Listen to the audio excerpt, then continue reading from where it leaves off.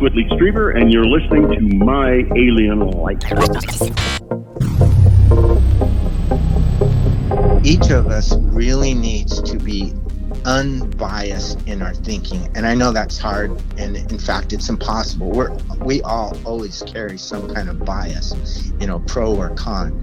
This is me as an investigator speaking. I go into every situation as unbiased as I possibly can.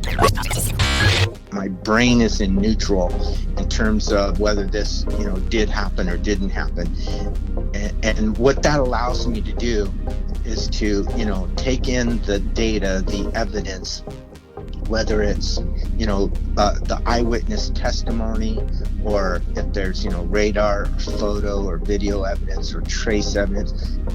I'm looking at the evidence, and that should stand on its own. And the taboo, the suppression, was started by the government, by the Air Force in particular in 1952, as a methodology for dealing with the problem. This was what they wanted to do. My Alien Life is recorded high atop the Northern Rocky Mountains and is heard all over the world, and you can listen everywhere fine podcasts are found. My website is www.myalienlifepodcast.com. There you'll find links to every episode, stories, photos, and much more. I'm your host, Cam Logan. This is My Alien Life, and the podcast starts right now. My Alien Life Podcast.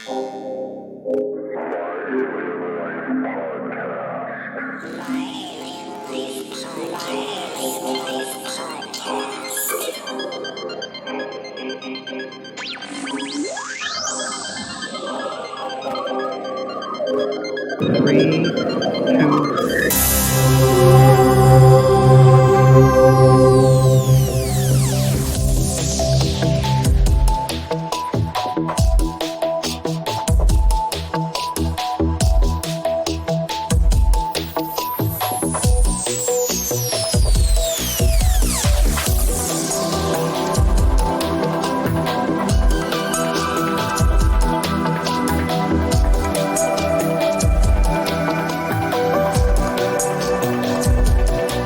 Shane Hurd is in the studio. Shane is the author of the book Unidentified Aerial Phenomena, A Beginner's Guide to Researching UFOs. That and more is coming right up on My Alien Life.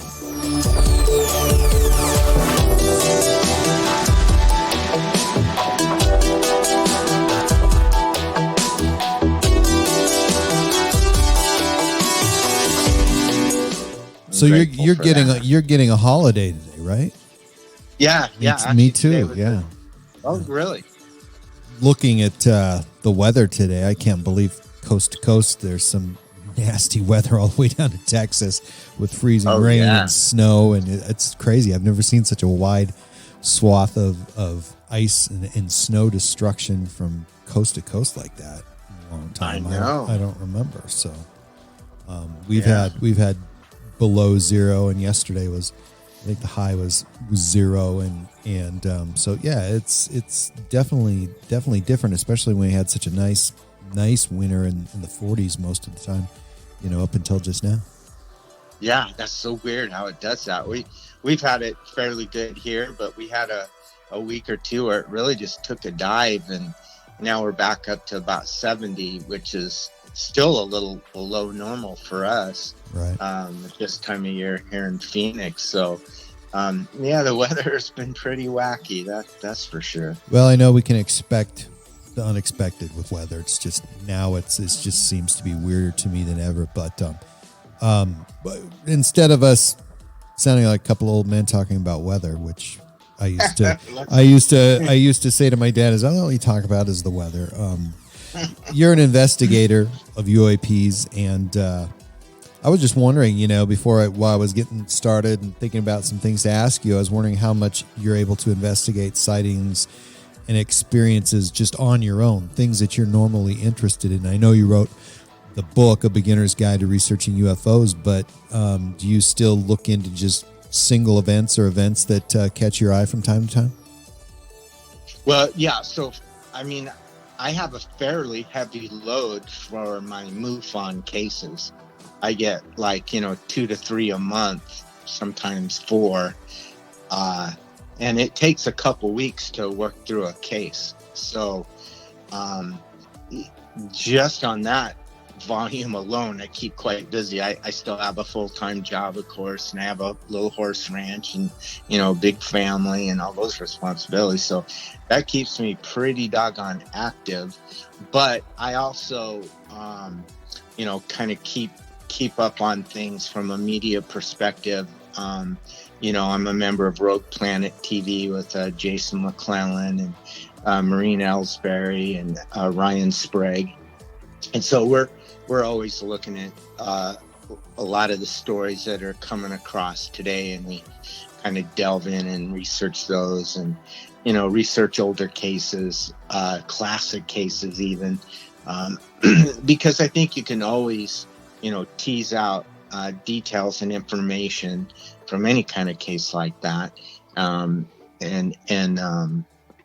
help you develop sort of a skill set in analyzing information and data in relation to UAP and UFOs. So, I keep up on stuff pretty much on a daily basis, honestly. So tell me how active you are in MUFON, because I don't know what that looks like. Is there a limit to the amount of work that they give you? Can you say, hey, I can't take anymore? How does that work? Yeah. The work distribution. Yeah, good question. So I'm the assistant director of Arizona MUFON, and there's a director, Stacy Wright. And that activity in itself, just sort of the administrative, entails some work. But I'm also still an investigator, and I still have cases assigned to me, and I want to do that. I don't ever want to lose my edge on investigation. And the way we work it is, we have about 20 investigators in the state of Arizona at this present time, and it'll fluctuate. 4 or 5 investigators, people kind of come and go based on their personal circumstances. But when cases are assigned out, it's absolutely a volunteer organization, and so you don't want to overload people, and it's like any other volunteer organization, right? The need is way greater, the demand is way greater than the supply of people to volunteer and help. And so you have to be balanced. You want to burn people out and that sort of thing. So if there's any kind of issue with caseload for someone, and we're really act as a team, and if somebody's overloaded, we back off on the assignments and give them their time and their space that they need, and then others can take more on, that sort of thing. So it's like I say, I would think we have a little over 300 cases a year for Arizona MUFON. It's not quite a case a day, but pretty close. And with those 20 investigators, you can kind of do the math and see that you're going to get a couple 2 to 4 assignments a month, probably, on it, if you're to average it out. So we're careful to do that. We don't want to burn people out. But we have standards that we got to meet on our investigation process. For example, when a new case comes in, they're assigned sort of a criticality number. It's based on J. Allen Hynek's Close Encounters scale, and also a scale created by Jacques Vallée. And it combines, a couple criteria, and we come up with a category 1, 2, or 3. And a category 1 would be probably the lowest category in terms of its complexity or intensity and seriousness and all those things. So maybe like your light in the sky kind of a case report, it'll get assigned to category 1. But we have to respond to that within 72 hours as an investigator and say, look, I've got the assignment. I'm beginning the case. For a category 2, it's 48 hours. And for a category 3, our most serious cases, the most with a potential to, have physical evidence, things like that, those we have to respond to within 24 hours. And then we set sort of a time limit on cases. We really have 90 days to complete a case. However, at Arizona MUFON, we try and close those within 30 days. And of course, it's really dependent on the case. So the more complex the case, the longer it's going to take, logically. Or if you have multiple witnesses and contacting folks, getting together, arranging a time to meet and do that. I mean, that takes a lot of time in today's world, right? And that's true of anyone conducting any kind of business, so some of those things can protract that period of time that it takes you to complete a case. So it's not a hard and fast rule, but it's a goal we set so that issues get resolved as quickly as possible, and people who submit reports get an answer as soon as possible, because we know this is something that's impacted them, ranging from minor curiosity to full-blown PSD, trauma, depending on their individual case. So we want to make sure that we're very respectful of people and their desire to learn what's happened. And if we can help them in that way, we do, but we certainly don't want to drag it out for them either. So that's kind of how it works as an investigator within MUFON. In a circumstance where you have just an overwhelming amount of information, how does that work? Do you call in for more help? Do you distribute amongst other members? How does that look, and what does that response look like from a smaller one of the what we've talked about before? Yeah, great question. In fact, I've had several of these cases. As I mentioned, a category 3 typically is, more serious and complex. And as such, we team up. So, for example, we had it was one of my first cases, and I was the lead investigator on it, was a very strange sort of, I wouldn't call it an abduction, but it was complex. Let's just say that. And we actually had 4 people, 2 investigators. Myself was the lead investigator and conducted the interview.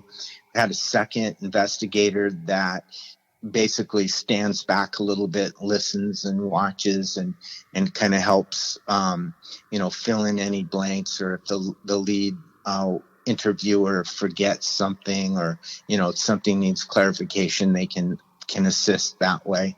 And then we have a video camera person, and that films it all and manages the audio as well.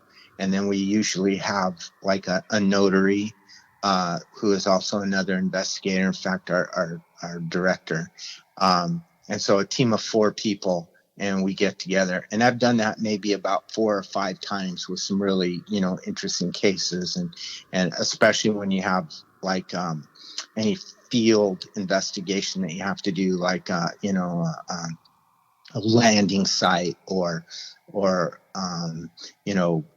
a location where the sighting was made and there was some kind of evidence there. And then we'll break out a team and go on site and perform various analyses of what's there. And so again, that's a case where you want to have several people involved. So I think 4-man teams is typically what we use here at Arizona MUFON, and it's very effective and useful. We don't want to overwhelm people, but obviously we wouldn't dispatch that if there wasn't a genuine need for it. And people have been pretty gracious about it and appreciate our approach and being respectful yet thorough and taking it seriously. So speaking about the UFO community in general, believers in aliens, UFOs, UAPs, etc., seem, of course, to have differing opinions, which inherently is the problem, because we all want to be right and we all want our theories to be the one in the headlines. Do the loudest people out there get heard by the most people, or do the well-researched people with reasonable answers get heard most? Well, I think it's a mix, and it depends on the medium, right? So when you talk social media, that's the wild, wild west, and people are shooting from the hip, and you can just pop out anything on that forum, and you'll get conversation on it, and you'll get that conversation can devolve from an intellectual discussion into a fight. We've probably all seen that kind of thing. But I think that's inherent to the topic, where you have a topic that, frankly, in my opinion, everything is a matter of opinion. Nobody knows. But let me qualify that. I have great respect for anyone that's had contact or an abduction or something like that, or someone that's had a sighting, and to them, they have received what they consider to be proof, okay, and that they know. And I'm not taking that away from them at all. Of course, what they have to appreciate is other people need that kind of evidence to consider it proof, right? Now, if I walked outside my door right now and there's a UFO hovering off the ground, I don't care what you or anyone else said, I know it's real, right? That's logical. That's how human logic is. However, I can't expect you to have that same level of confidence, or say, even though you might think I'm aces and I'm solid and all that, you still don't know. I know because I saw it and had the experience. You don't, because you only got it secondhand, which is what ufology mostly is. So I'll say that. So except for that exception, I don't think anybody knows anything. And if somebody's out there strutting around and pounding their chest saying, I know X or Y, I have a big concern of that. And in fact, the longer I'm involved with UFOs, the more skeptical I am. And let me say, not skeptical that the phenomena is real, because I know the phenomena is real. You do too. We all do. We all are seeing it before our very eyes. Now, what that phenomena is, that's a whole different discussion. And as you said, there's a billion theories on it. And frankly, in my mind, they're all the same.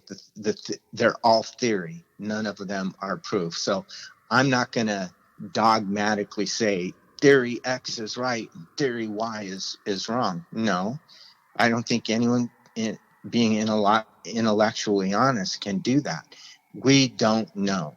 Now, that's what we all want. And, we can go into a whole discussion on disclosure, but the bottom line is, each of us really needs to be unbiased in our thinking. And I know that's hard. And in fact, it's impossible. We all always carry some kind of bias, pro or con. But if you really make the effort, this is me as an investigator speaking, I go into every situation as unbiased as I possibly can. My brain is in neutral in terms of whether this, did happen or didn't happen. And what that allows me to do is to, take in the data, the evidence, whether it's, the eyewitness testimony, or if there's, radar or photo or video evidence or trace evidence. I'm looking at the evidence, and that should stand on its own.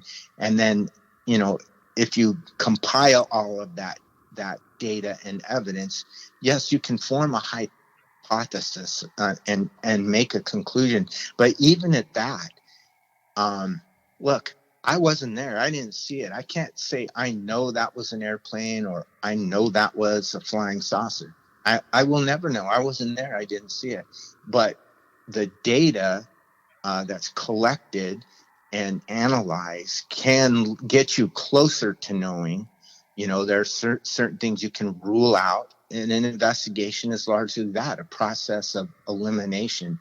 You take the most obvious, the most likely, the one with the greatest probability of being the explanation, and work back from there. And you use that data and that evidence, to check that one off your list, and you go down and down until you finally end up with, it really was an airplane, or it's an unknown. And that's the way it stands. So, I mean, the whole issue, it is tricky business. And this whole UFO topic is, it's just a real challenge. You're not going to have, black and white. I love Stan Friedman and his illustration. He had a black box, a white box, and a gray box. And for me, my world is the gray box. There is very little in the black and the white box. I mean, there are some things there, but in terms of the overall knowing, man, most of it's gray. And so, but that's not a bad thing.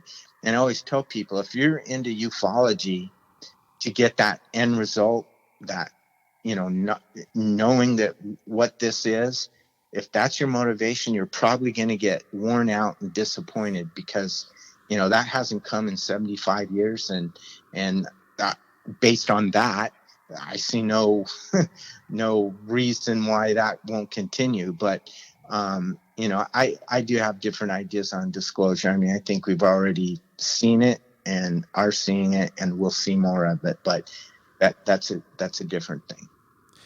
That was the best damn 4.5 minutes of ufology I think I've ever heard. Thank you for that.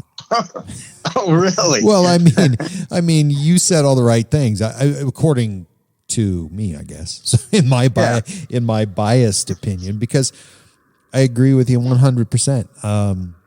There's a lot of things that happen out there, and there's so many people that want to jump on it and throw their opinion and assume they know immediately because they know so much about UFOs and other related phenomenon that they boldly go and make assumptions and make statements that really are meaningless. So, I mean, you really put that in perspective. That was great. That was really, really great. So thanks for that. Oh yeah. Good. And I want to make clear, I'm not critical of people, because I think you have like kind of three things going on. One, you have people who are motivated by belief, right? And you might have what people call true believers who have already made up their mind that this is, let's say, for example, the ETH hypothesis. And they no longer objectively look at the information that's coming out, because their mind's already made up. It's aliens, right? That's that. Now, the opposite of that, which I think represents another group of people, are the debunkers. And the debunkers, in a way, are the same thing as the true believers, because what they say is there's no way possible that this is the ETH phenomena. It has to be something else. But that's where they end. They just deny, but they don't investigate and bring forth data and facts. So in my mind, they're kind of like two sides of the same coin. They've got their minds made up regardless of what the evidence is. Then I think you have the majority of people in the middle who are what I would say healthy skeptics. And that's people who say, well, I don't know if it's true or if it's not true, but boy, this is really interesting. And there's a lot of information about it. I'm going to look at that before I make up my mind. And so I always talk about, look, I don't want to be a believer in anything. I spent 35 years in a very religious organization believing. Now, I'm no longer part of that organization, not related to UFOs, but I finally said, look, this is a question of belief, and you want me to do things based on belief that I'm not comfortable with.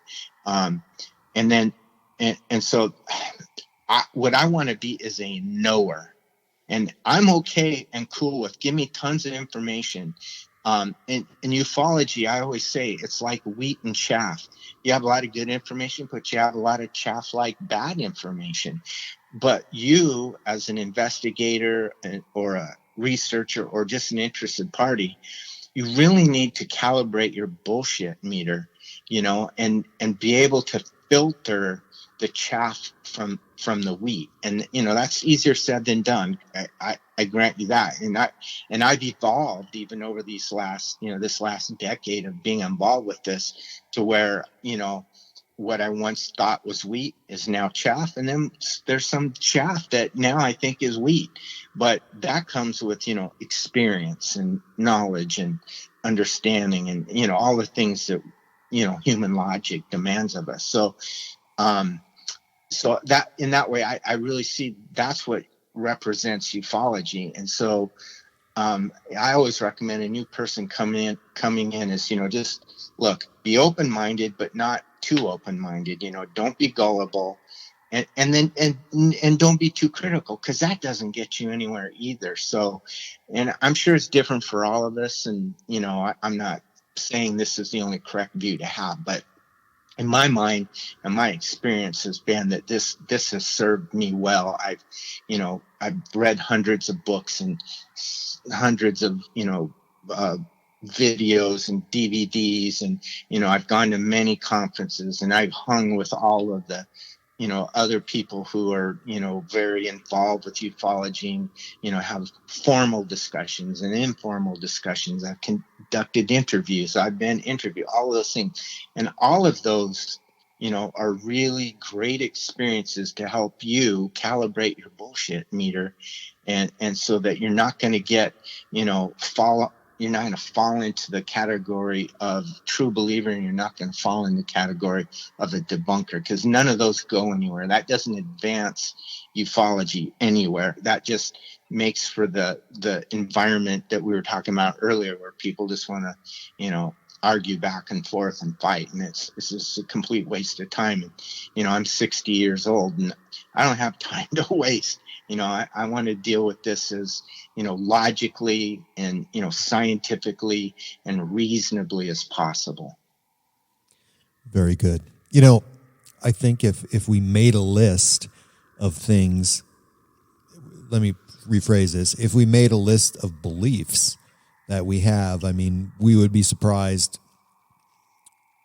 We would be surprised because, for example, this is not a good example, and I don't like this example, but for example, 9/11. To me, what happened that day took me by complete surprise, because I had in my mind this notion that our U.S. government had that all taken care of. That if there was an event of that magnitude, we had something in place that would stop it. And I was sorely disappointed that it turned out the way it did, of course, but I thought we had something going on, and there's other, misconceptions and beliefs that I have, I'm sure, that aren't real or true either. But the way, when you put it that way, I think it's a good explanation of what it needs to look like, what we do.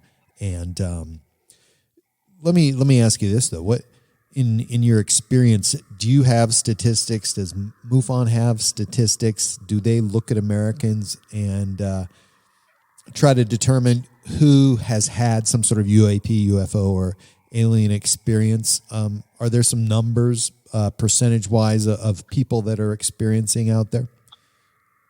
Yeah, so there's definitely a ton of data available on that, and so just so folks know how MUFON works is MUFON.com is a website that has the capability for a person to make a report about something that they've seen. And when they make that report, if you were to ever look at it, there's like 200 data points, questions and things for them to, fill out. And, it's very, very detailed.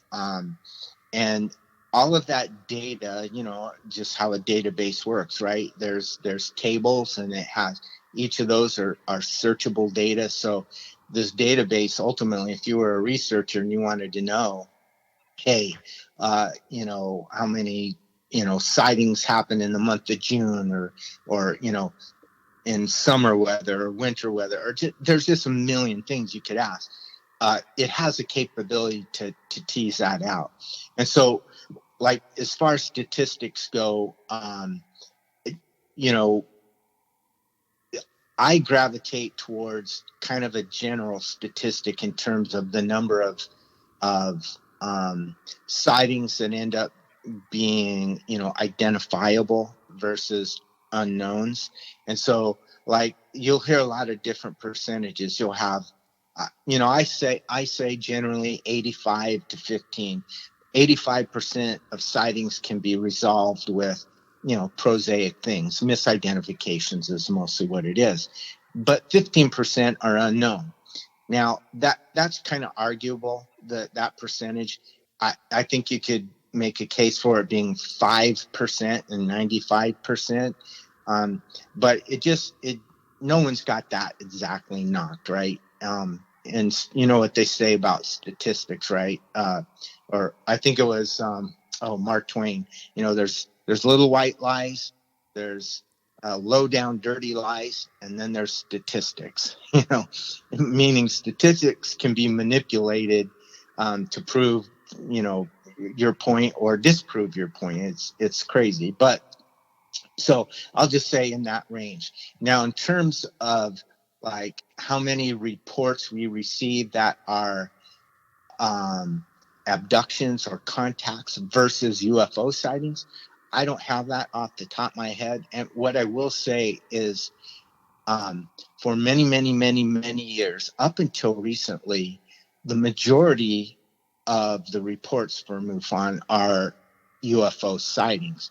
They weren't in the business of like paranormal or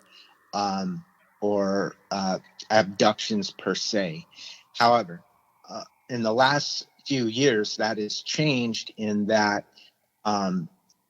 because abductions and contacts have accelerated, and they most certainly have. Those cases have accelerated. There are greater numbers of them every day. MUFON has now developed what's called an experiencer research team. You can report an abduction or a contact case to MUFON.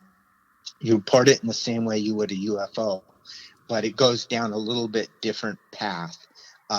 And generally, they're connected. They're connected because they'll have seen a UFO and then feel they've had an abduction case. So what happens is it goes to the field investigators like myself to investigate the UFO part, and we obviously deal and collect the data on the abduction part. But then we do a handoff to the ERT, and they help the person, kind of cope with what they've been through, and they have counseling and resources that are available. They can make available to people or put them into contact. MUFON doesn't pay for it. People would have to themselves if there is a cost, but they connect them with abduction groups and support groups and just all sorts of things. So I guess to answer your question, I don't have the specific percentage in mind, but it definitely has increased, and there's probably a couple reasons for that increase. Maybe it's due to there's more activity, or maybe it's due to the taboo is being lifted and people feel more comfortable making a report, or it might be people are just becoming aware of where you can report it, and things like that. So I think it's a big issue, and it's going to get bigger as time goes. I've had, I think, at least 10 college professors on the show who investigate subjects that you would not associate with normal academia, but you have a professional career, and sometimes any career path and aliens don't mix. Are you encouraged? Yes. Are you encouraged by the number of highly educated people who study UFOs and other related phenomenon who are now making their lives public? Yeah, absolutely. And I think that's terrific. I think they're courageous. But I think this all has to do with what has happened recently, and in particular with, let's just say, and I think it's 2004-ish, Don't quote me on that, but NASA began to discover exoplanets. And the discovery of exoplanets, which was only theoretical, proven now, that makes it okay for the scientific community to accept the idea that there's the potential of life elsewhere. And I think that undercurrent, plus I think, our nation has become more de-Christianized, I'll say, religious beliefs, because we are a melting pot. You bring in people with other religious beliefs, and it starts changing the, overall attitude of the nation. And I think people have become less religious and more scientifically minded. Not everyone, but I'm saying it is growing, and people are more likely to accept ideas that were once poo-pooed because of the strong religious structure that we've had. And then television programs, for example, the old UFO files, then UFO hunters, and the plethora of ones that have come out of recent also contribute to people having a more accepting idea of that possibility.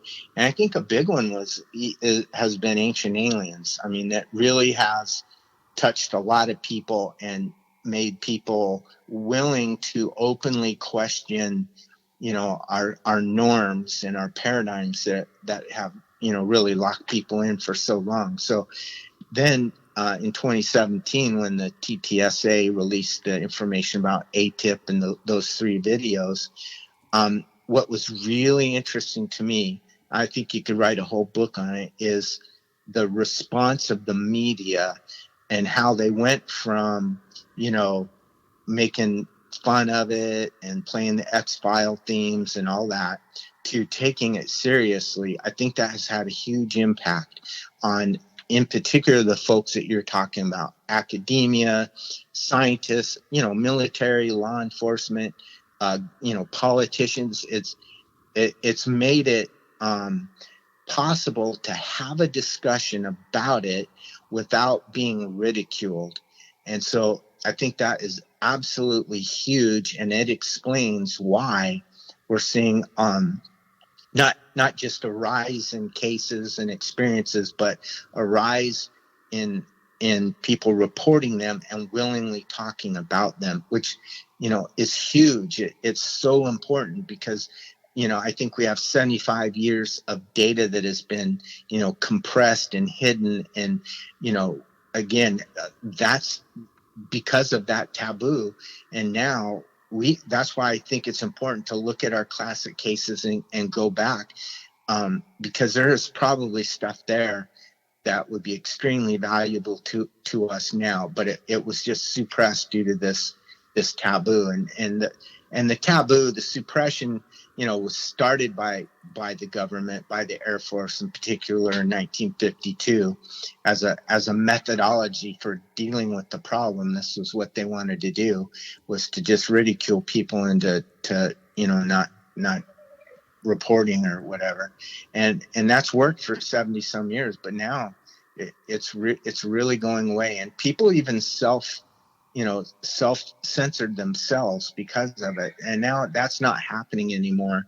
And I think that's what's contributing to what, many folks feel like is disclosure right now.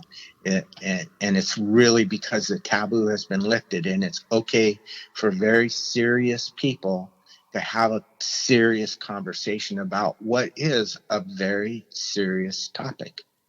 There was a lot of things, though, that were taboo prior to the knowledge of possible UFO crashes in Roswell, for example. I mean, people didn't want to talk about cancer, and you know what I'm saying. Yeah. I mean, there was so many things that they would lower their voices when they would talk, and we came from really a society that definitely did some self-censoring because. Mm-hmm. We were just uncomfortable to face reality. So true, right? Yeah, very true. Good point. All right. So I had a professor who contacted me, and I invited him to be on the show. And this is an interesting story because he said, "No way, I can't." He said, "I can't because it would interfere with my academic career," and that this is the absolute truth. 20 minutes later, he emailed me 3 PDF files were 3 UFO related books that he wrote under another name. And an hour later, and then an hour later, he committed to being on the show in May. So, I mean, Wow. because I had seen him on TV, and they had actually, it was not on TV, I should say YouTube, and it had to do with the Storm Roswell event. And I recognized who that was, and I thought, oh, I'll contact him. And he's like, "No way, I don't want to be involved in that." And really, it took just his own thinking, and he wanted to get on board. And I see that more and more happening more and more. Originally, my friend Mike Masters from the Montana Tech in Butte, who wrote a book about, are we aliens? Are we ourselves from the future? And I'm not saying he set the wheels in motion, but he's one of those people who just basically stuck his neck out and wasn't concerned. Well, I shouldn't say that. He probably was concerned. He said he was, but he did it. Willing to take the risk. Right. So he did it, and that's courageous. Yeah. Do you have any signature style that you would call investigative techniques that are exclusively yours that you like to to use when you're out there in the field? Yeah, I one of the things, my techniques are kind of by the book. MUFON has a manual. There's also a book called Admissible, written by Chase Klotsky and Richard Dolan. They talk about how to handle evidence and do it in the correct way, as well as I've had training by like the Navajo Rangers and processing, field evidence and that whole thing. And so these are like, tried and true principles. Whether you would be a police officer investigating a crime scene, it's handled exactly the same way. And it's pretty rigid and strident, but on the other hand, you kind of have to be flexible because you've got terrain issues and just the absurdity and the weirdness of what UFOs are. It isn't cookie cutter. But one of the things I have adapted to or changed a little bit is actually not with the field work, but with some of the research when it comes to like light in the sky cases. And frankly, that is the bulk of what we get. That is, probably 10-1. And but they're also the most difficult to do anything with. But one of the things I started doing, and I find this, I'm a little excited about it because it's really being helpful, is let's say I get a great video and the video shows, a light in the sky, and they're typically all black background, and you see this light, and the person, their camera wiggles a little because they're holding it, and then they try and zoom in, and you're looking at this white dot on a completely black background, and you really can't determine diddly squat from that because you don't have any references. For example, it looks like it's moving, but it's really just camera shake. Now, if you had something in the foreground, like a mountain range or, some trees or a building or something, you would be able to tell whether the white light is moving because of camera shake or if it's actually moving, right? Things like that. But even at that, there's not a lot of data or detail you can do anything with. But one of the things that helps me is I began to incorporate the 5 observables that came from ATIP about, the behavior of UFOs. And I really love what they did with that because, that it's really important to, again, let the scientific data speak for itself. And so what happens is, I try and apply those 5 points to my case. And in the case of a video like that, for example, did this object, exhibit instantaneous acceleration? Did it, exhibit, in effect, they don't term it this way, but, anti-gravity behavior, things like that. And when you run what you see, the evidence that you have against known behaviors of a UFO, let's call them, and it exhibits some of them, 2 or 3 of them, then that ups my probability that it's an unknown. However, conversely, if it doesn't exhibit any of those, then I think the probability goes way up that it's something like a star or an airplane in the distance or something like that. So that's one way what my investigative skills have kind of got tweaked through experience and frankly the work of others. And I give them full credit and appreciate it. And I'm going to steal it and use it myself. Yeah, good idea. What historic UAP events do you think about most and would like to be or are investigating currently? Yeah, so great question. Like I said, I love the classic cases. I talk about them in my book.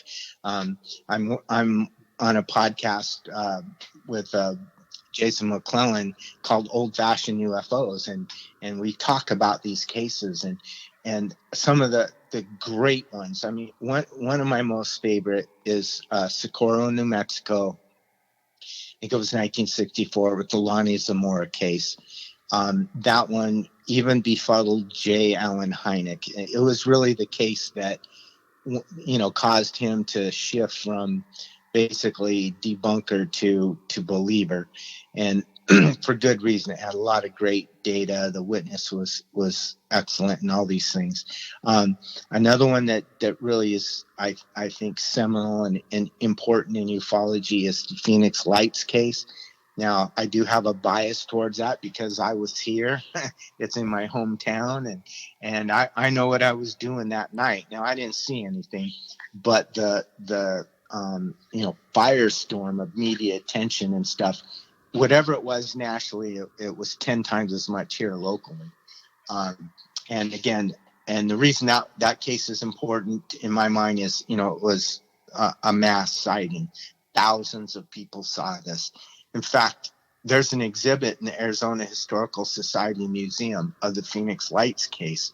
And they have this big map where they plotted the location and time of the phone calls of people who reported it to police, to New Fork, which is the National UFO Reporting Center in Washington State, to MUFON, to the military, everything. They collected as many of these together and they plotted on this map. And you can just see the flight path of these things, in real time. It just is so cool. But at any rate, so, that's another big deal case for me. And there are more. There are several more, but the thing that makes them important in my mind is, each case is unique and has strengths and weaknesses. So, for example, one case might have, just superior witness testimony. You're talking, military officials and pilots and, very credible people. And that might be the strength of that case. Another case its strength might be it has actual physical evidence. The tree branches were broken. There's a big gouge in the ground and plants have been burnt and there's radioactivity, that kind of thing. That's really important. That's huge. Or another case may have really great video, that is, very, contains enough data for you to do something with, as I mentioned, it behaved in a way that, excludes all the prosaic stuff and, that sort of thing. So, that's why I think these cases are terrific, and some of those are some of my favorites because of the data that they have and the circumstances that they occurred. Very interesting. There's some notable movies, groups. Let me put it this way. There's some notable movies. There's some groups on the internet and websites that make very bold promises, specifically with the timeliness of disclosure, and they may also claim they are interacting closely with the government and a huge announcement is near. That isn't new. That behavior's not new, but what goes through your mind when you hear voices in the UFO community make promises and then they aren't delivered? Yeah, I think that hurts us all. I don't see the rush to a judgment as being a positive thing. I don't see this. I don't understand it myself. I would not want to go out on that kind of limb. And I think it hurts everybody because, what ends up happening is it's the boy who called wolf. And what happens is people will stop listening. If you constantly amp it up and try and create excitement and we're the first and all those things, okay, but if it doesn't come through, you got egg on your face and your credibility is damaged. And the next time you do something like that, less people are going to pay attention. And so ufology has been, just starving for credibility from day one. And, as a member, I consider myself a member of ufology. I take it serious, and I think I don't want to contribute anything that is derogatory towards the whole thing of ufology, because I have a responsibility, I think, to be as honest as possible and to be thorough and use good judgment and all those things. And frankly, when this is going to get revealed to us, likely when they're darn good and ready to reveal it. Otherwise, nothing I can do, you can do, anyone can do is going to jar that loose. Now who they are, I don't know. Is it government? Maybe. Is it the aliens themselves? Maybe, if that's what it is, aliens or whatever it may be. They seem to be in control. And even though the Air Force for 70 years tried to, shut this down, those pesky UFOs keep coming back and people keep seeing them. So, in my mind, they're the ones in control of this issue, not the government.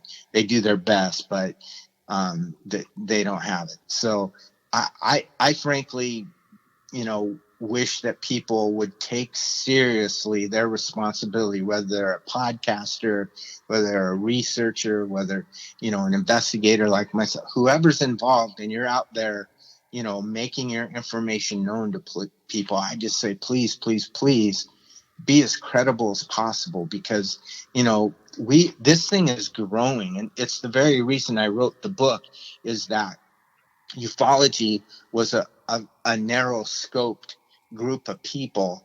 But in the last 5 years or so, that interest has expanded from the hardcore people to everything, as you mentioned, now some scientists, law enforcement, military, politicians, and the public in general are now really starting to take this thing seriously.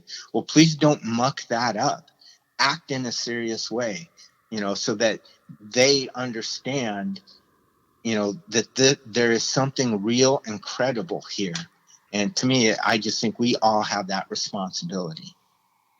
I've been making the statement to anybody that'll listen that disclosure would be detrimental to our national security, and that would be twofold. Number one, we're stating that we have incredible technology and we as a nation would be targeted by spies, whomever, more for that statement. Number two, we just disclosed a cover-up, and that disclosure would give an insight into our top secret information and how we keep that secret.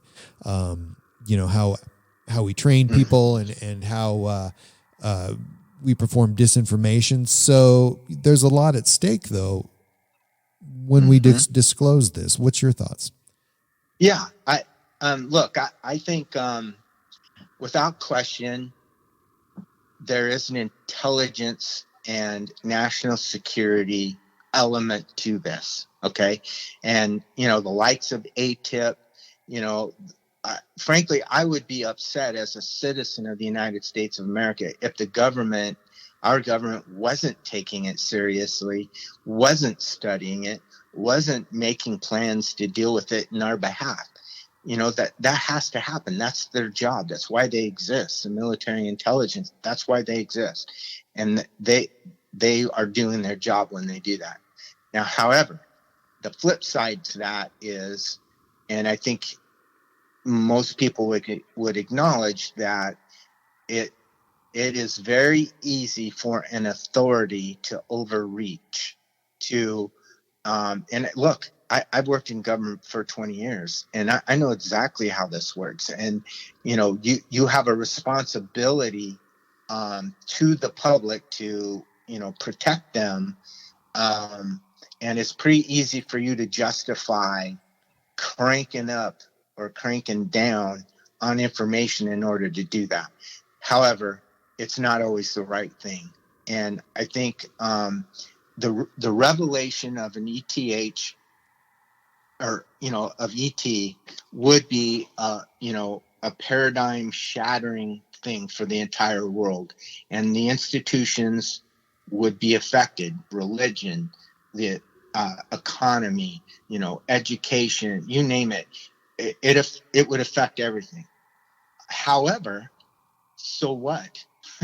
Maybe it needs to be affected. I mean, the importance of that, if it ends up being true, it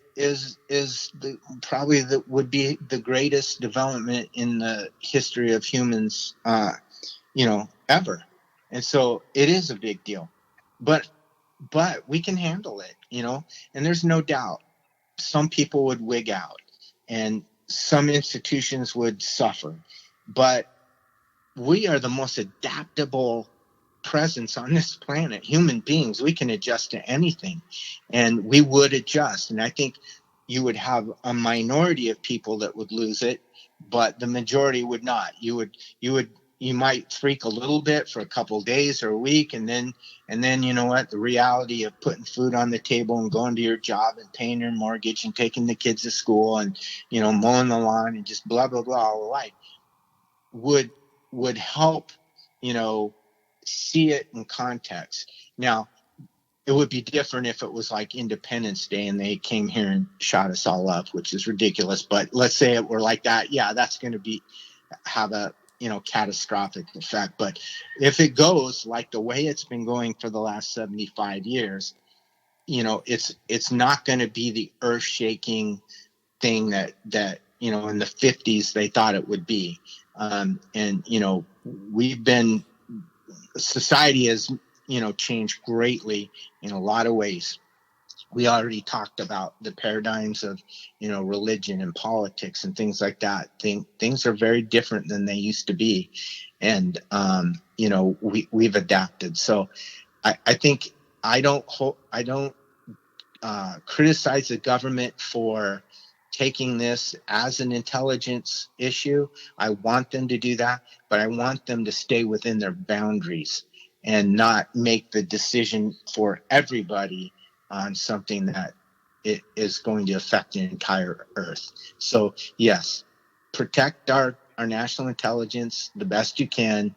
And frankly, there are very few secrets. I mean, Russia, China, we're all human beings. Their intelligence works like our intelligence. Their resources are like our resources. I mean, it isn't gonna, collapse our government or our intelligence and our national security if this gets out. It's just not. That's only my opinion, though. Right. I'll state that. My opinion only. But we're throwing a bone from time to time. I see this sort of cyclical and repeating, like in 2000 and between 2000 and 2006, there were no kind of noteworthy events that were similar to recent reports by the Navy and the Air Force regarding them engaging UFOs. The government gives us a brief, and I say brief, a brief briefing, very small briefing, that seems to be a prelude to more to come. But no. So what are your thoughts about, in general, what is happening there when they throw this information out, and what is the agenda of the military when they provide information related to UFOs, albeit limited, very limited? Yeah, great question, and this goes to the seat of my opinion on disclosure, and that is that I think disclosure has been going on for decades, and as you said, at any time period, when you, for example, I would highly recommend someone read Bruce Maccabee's book, UFOs, the CIA and the FBI Connection. In my mind, that the documents that are displayed there are absolutely disclosure. And that's been over 50, 60, 70 years. However, here's the real issue. For many people, disclosure, they would be satisfied only if, for example, the President of the United States got on stage and said, hey, we're not alone. To many people, that is the only thing they would accept as disclosure. But if they do, they may never have it, because think about it, it's hard to imagine a reason why a government would come out willingly and disclose that they have been, basically this attitude. By the way, we've lied to you for 70 years. We've suppressed superior technology. We weaponized it. We damaged the earth and human society and profited from it. But now we want you to forgive, trust, and follow us. I mean, is that going to happen? No. Why would they do that? It's not in their interest. But if you drip this stuff out a little at a time, and like I said, you can go to any decade and you find government documents that talk about the reality of UFOs. And it's just, here's the problem with proof, the definition of proof. What is it? Proof is only what we all agree to accept as true, as proof, right?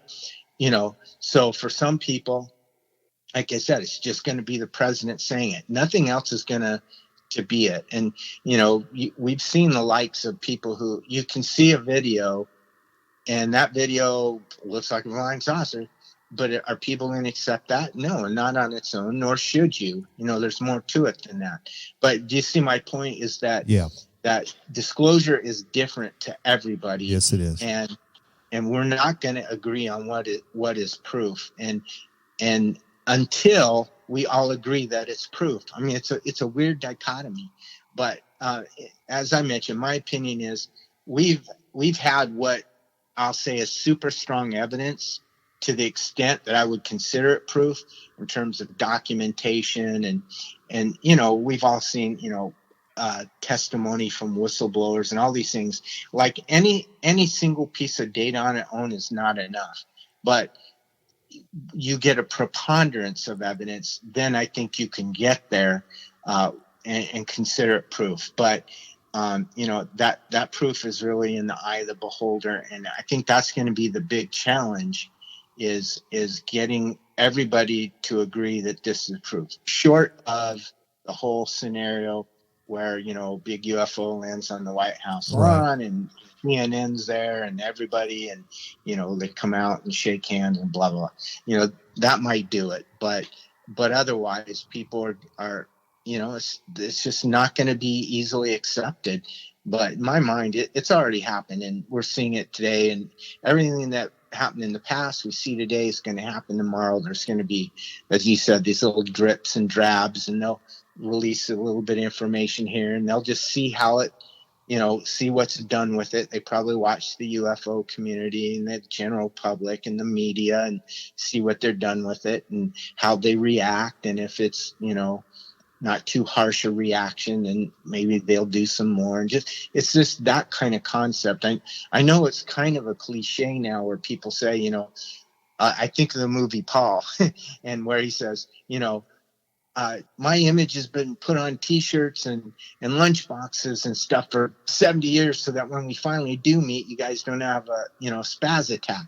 Well, I think that's true. And I think that would work. And I think that's that is what we're experiencing, and we're getting to a point now where more people are willing to accept it. So in my mind, disclosure, it's not going to be the big event, but it's already happening.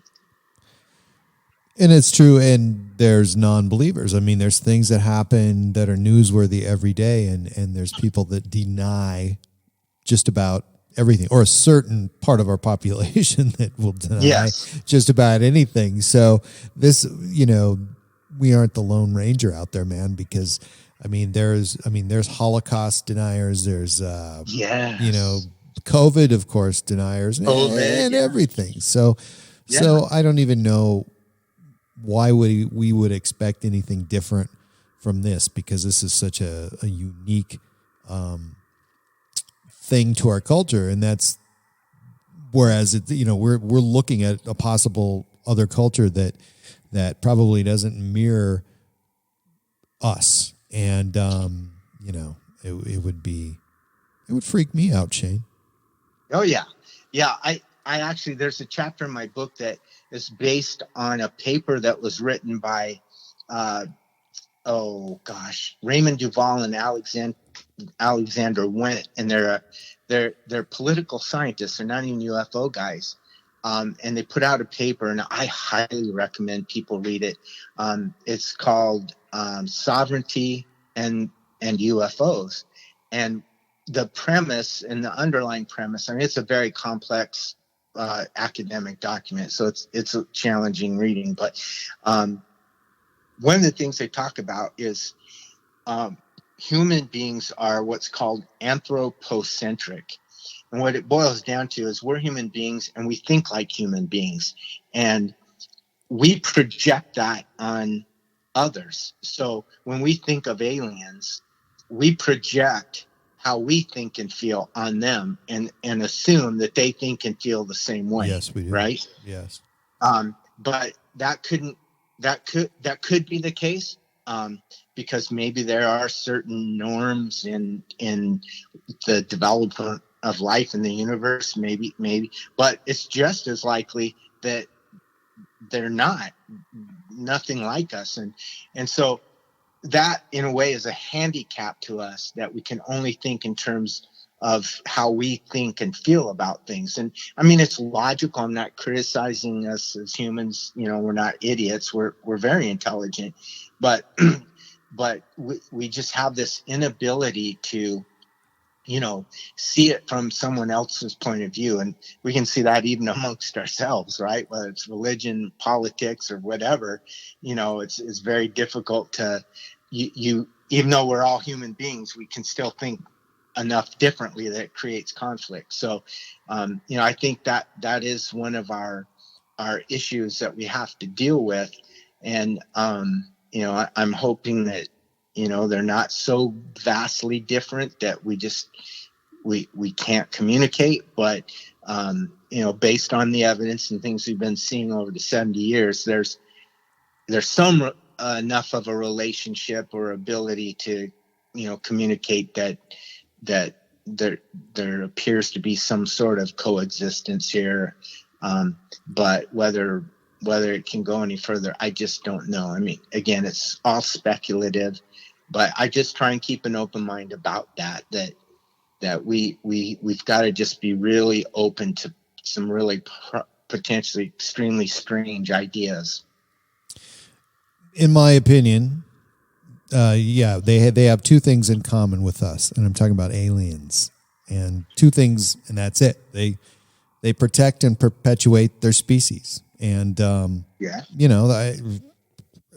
what else would be in common? Yes, they drive cool vehicles, but that's a function thing. They don't wash and wax their spaceship every Sunday and park it at Dairy Queen.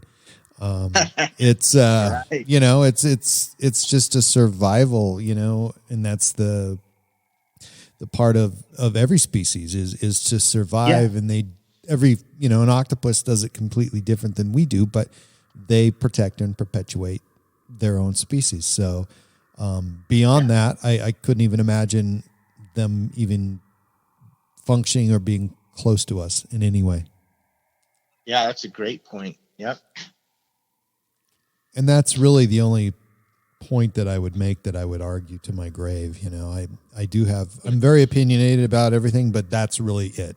I mean, that's really it. And I think, you know, a while back when we first started talking, that 4 minutes that you brilliantly talked about, whatever you talked about, I can't even remember now, but I think that there's that sort of set things in perspective, because you know, we are people, and a good conclusion of what you just stated. We are people, and we're totally different. I mean, if we think that aliens are like us, I mean, look at all the other species that are on the planet. 90% of everything in the ocean hasn't even been identified or given a name yet, you know, and there's things so far out of our reach, you know, deep down there and up in the sky, and you know, that's one thing that we've never explored is the sky, really. You know, I mean, there could be organisms floating around up there that we don't even know exist because we've never been there, and we don't spend any time there. So there's a lot of things that we don't even know about ourselves. So, Shane, what do you got coming up? Are you locked in for the COVID winter, or are you going to be part of any online gatherings or anything in the future? Yeah, so I as I mentioned, Rogue Planet TV, we have a podcast or two. Unknown is the name of one, and Old Fashioned UFOs is the other. We do those monthly. The MUFON Symposium is scheduled to be the end of July in Las Vegas, and you know, assuming the vaccination process has matured to the point that it would be safe to go, I definitely would be attending that. And then I have a few other appearances on some podcasts. And as always, I pushing my book a little bit, not pushing it, but I'd like to see it get out there, because I really wrote it for, you know, people who are newly interested. And, you know, like all the issues you and I talked about, that would be absolutely Greek to somebody just coming in. And so what the purpose of the book was to really not teach you how to research or investigate per se. I do touch on some of that, but it's really talking about the big issues related to ufology. So, you know, for example, I do talk about, you know, disclosure for one thing. You know, what is that? And what does that mean to people? And, you know, somebody new is just not going to, you know, be aware of that. But just a lot of things, you know, like, why are we using the term UAP now instead of UFO? I talk about that, and what is it, and things to look for, like, you know, misidentification. How big a deal is that? Or hoaxes, what to look for. How big a deal is hoaxes? You know, talk about applying the scientific method. You know, I talk about the forms of evidence. What is evidence and what is not? You know, I talk about classic cases and some of the things we talked about, what makes them classic. You know, I talk about the wheat and chaff of ufology, which is, you know, it's a very significant issue. I talk about the cover up and how it's real, and, you know, how you can prove that. Political science, I have a chapter on that. Just absolutely fascinating study why nations have reacted to this issue in the way that they have. They have very good reason to act that way. But we just don't really give that much thought. We just kind of criticize them for it. And then evidence, you know, and following the evidence. And that should be true of all of us, whether we're a researcher, an investigator, or just interested in the topic. You know, you've got to understand what is credible and what is not. And so I just feel bad for new people. I can just imagine, hey, you know, I've always been interested in this topic, but I've never said anything because I want to get ridiculed. And now they're brave enough, and now the ridicule's lifting. Yeah, I'm really interested in this. And then I'd hate for them to fall down some kind of crazy rabbit hole right off the bat and then ruin it for them. I always tell this story where when I first got involved, I decided I was going to read a book. And the first one I read was The Day After Roswell by Bill Burns and Philip J. Corso. And after I read it, I actually thought some of it was okay, but some of it was dubious. And I almost quit researching then. I thought, maybe this is just not for me. But it just so happened that Leslie Kane's book, UFOs, Generals, Pilots, Public Officials Go on the Record, came out. And I thought, okay, I'll give this a shot. Well, she was an investigative journalist, and the book was written that way. And I thought it was fantastic. I was so grateful that I read it, because now I was immediately able to recognize there is good quality information. You got serious people doing serious science on a really serious subject. And so that was a lesson I had to learn quick, is you got to be able to discern what's credible and what isn't. But you can do it. That's the point I want to make in the book. And then I talk about that for people to help analyze, and like I say, calibrate your BS meter. Absolutely. Shane Hurd is an author and UFO investigator who serves as Assistant State Director for Arizona MUFON. The book, Unidentified Aerial Phenomena, A Beginner's Guide to Researching UFOs, is available on Amazon. Buy it. Shane Hurd, thank you so much. Yeah, thanks so much, Cam. Great talking with you, and I appreciate it.